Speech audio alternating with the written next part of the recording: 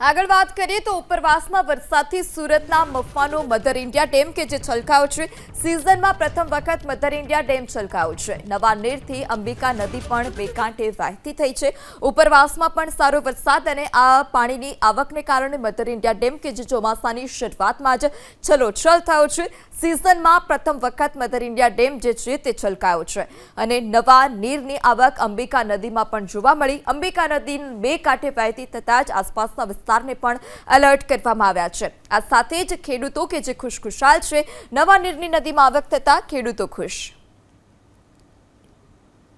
આગળ વાત કરીએ તો ઉપરવાસમાં વરસાદથી સુરતના મફવાનો મધર ઇન્ડિયા ડેમ કે જે છલકાયો છે સિઝનમાં પ્રથમ વખત મધર ઇન્ડિયા ડેમ છલકાયો છે। નવા નીરથી અંબિકા નદી પણ બે કાંઠે વહેતી થઈ છે। ઉપરવાસમાં પણ સારો વરસાદ અને આ પાણીની આવકને કારણે મધર ઇન્ડિયા ડેમ કે જે ચોમાસાની શરૂઆતમાં જ છલોછલ થયો છે।